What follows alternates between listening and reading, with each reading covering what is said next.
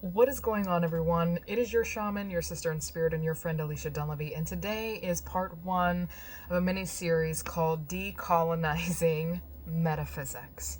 I think that this is going to be one of the most important works that I put out there in my life, because I really am noticing this huge uptick in the desire to really dive into spirituality and metaphysics. Without any sort of rooted or groundedness in tradition or understanding. So much information gets put out there on a daily basis through TikTok, Instagram, Facebook, and a lot of people think that because somebody has told them some tips and tricks that now they have mastered an idea. And whether or not they want to say that they have mastery, they certainly take on an ego perspective as if they do.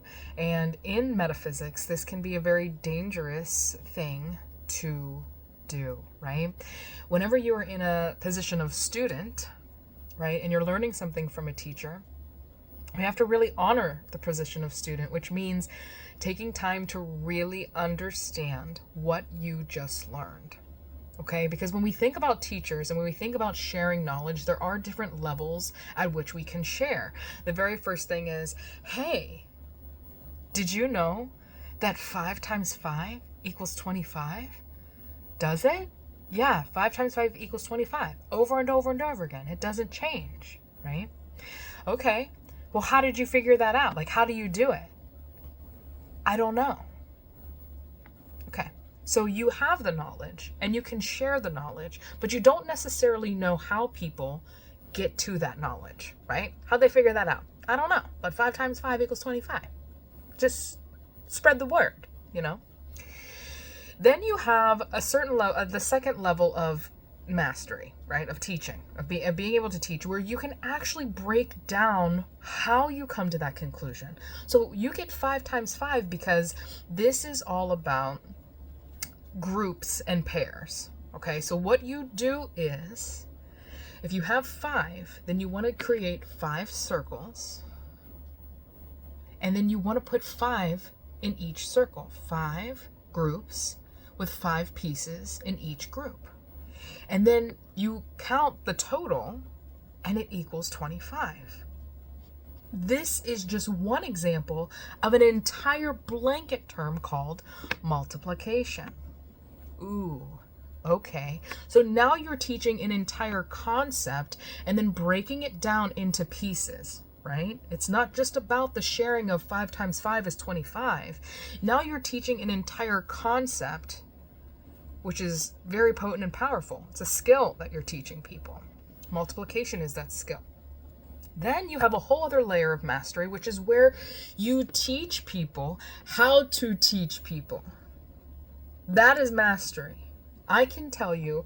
So if we're going to be teaching people 5 times 5, what we're going to do is first we have to really think about the appropriate age. When is the brain development?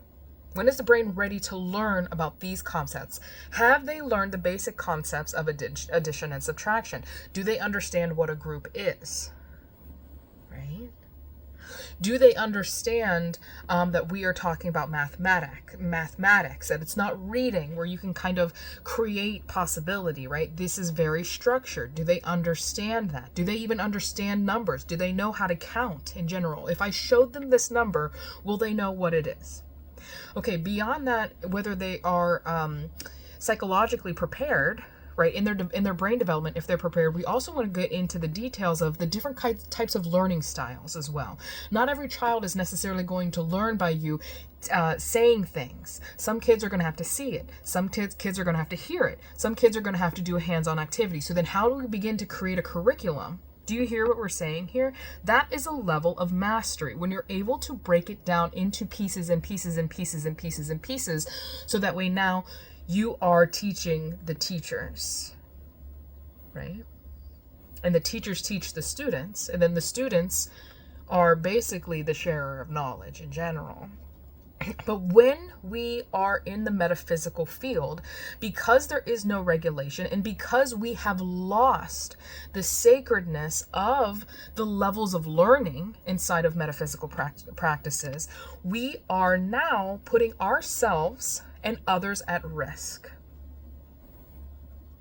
And we're putting ourselves at risk by taking on roles that do not belong to us and participating in unethical and unmoral behavior. Because I know that if anybody, any middle schooler, came up and sat in front of a college class and said, I'm going to teach you guys astrophysics, but didn't know anything about it and just started writing x equals y 2x ab over 1/2, everybody would be mortified. And we don't always have the reference point for metaphysics because it has been such a topic that wants to be hidden, because it is such a powerful field of study. Okay? So what we really want to be mindful of in terms of decolonizing spirituality is realizing that the colonization is creating forms and structures that benefit the self. Everything that has been colonized has been done so in order to benefit a particular group of people with a certain ideology of superiority and privilege. Okay? And what we have to understand is that spirituality and metaphysics, just because it involves unseen forces, does not mean that it doesn't include masculine principles, which is and are certain levels of organization that are required. Okay? It absolutely is. And if you look at any spiritual or religious structure, they do have those within them. Also, because of the expectations and because so many people are turning their backs on religion without even knowing the true infrastructure of the hierarchy that goes on there, right? Because most of the people that turn their back or get upset are of the congregation. They're not even a part of the actual ministry to discover the ancient wisdom of, how do you know when you're called to spirit? What are the steps? What are the processes? How do you teach people these things? All of these things are definitely taught and passed down and must be integrated within self, right?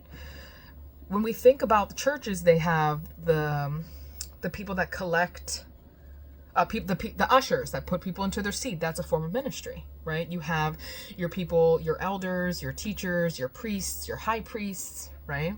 In metaphysics, you can go into oracles and shamans and all of these different things, right? So what I want people to understand is that concept within itself, okay? Metaphysics does have organization to it. And that organization first comes from us understanding the different levels of positions of leadership, okay?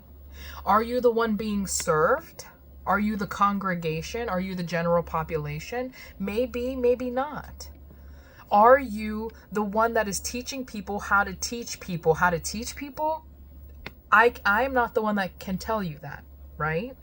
But we need to be able to see this in a very structured and masculine way. And that is one way to do it. Just because you have been facilitated for and because you experienced something doesn't mean you understand the inner workings of how and why that worked. If you can't teach it to somebody, right, fully to where they grasp the seen and the unseen aspects of it, then you might not be at that level yet. And there's nothing wrong with that because you can get there. But it takes time, commitment, and discipline, just like everything else here. Spirituality and spiritual leadership is not a bypassing force. It's simply not. You don't just get to bypass and say, well, I learned this and I can do it and it worked for me, so now I can hand it out to everybody else. It's not how it works. Here's the other interesting thing. All of us come with a set of intuition. All of us are intuitive. Do not mistake intuition for metaphysical mastery, okay? Metaphysics is an entire field of study and an entire practice that needs to be cultivated over an extended period of time. Just because you are getting intuitive hits on something, and even if they're right every time, does not necessarily mean that you are a master at time travel, that you are a master of healing, that you are a master of any of that stuff. You just have really strong intuition, which everybody has. Again, if we put it into the framework of a congregation, anybody can read the Bible, anybody can feel the Holy Spirit, right? But are you trained to use discernment on really what spirit is coming through in order to provide the healing, right? To provide the word that is being spoken to the general congregation, right? Like, just because people can have spiritual experiences does not necessarily mean that they've gone through the process of understanding all of the different levels of spirits, all of the different kinds, how they're expressed, how they manifest in the mind, how they manifest in the body, how they manifest in relationships, right? Like, it's a very deep, intricate, complex study, okay? So yes, celebrate your intuition, go deeper into the intuition, and allow the intuition to guide you into deeper levels of self-leadership, self-healing. Because when you can really know yourself and really go deeper and deeper and deeper and deeper, and allow the inner guru, the inner healer, the inner shaman, the inner master come forward, you will know that. You will know. But if you're not taking time to actually sit and reflect with self, not just, oh, I'm having these experiences, super feminine energy, right? Oh, it's just being, it's just happening. If you aren't able to invite the masculine structure into it in order to provide it as a full service for the world, again, just be mindful. You might just be the student that's telling another student, check this out, which there's nothing wrong with that. I love that. Yes, the sparks of inspiration, the gatekeepers to important ancient wisdom and healing. Love that. You have an important role. Stand in it. And if you want to move up in the hierarchy, then continue to cultivate and learn, you know? But what I really hope that people aren't doing is deluding themselves and creating illusions and becoming masters in manipulation, in self-manipulation, to believe that you're farther along than what you are. Okay? Again, that just has a lot to do with understanding, taking the woo-woo, taking the, oh, I can do whatever I want out of metaphysics, and really beginning to create a structure that is appropriate, okay? Because I do know that part of decolonizing this is understanding that it's not just, we can flying by the seat of your pants, okay? It's not. A lot of us have lost the traditions by coming to this country, right? A lot of us are foreigners to this country, and we've lost the deep-rooted understanding of our spiritual roots, okay? And so in the process of finding our spiritual roots during this time, I just highly suggest not proclaiming that you know more than you actually do, because you don't need to know more than you actually do. It's okay for you to know what you know.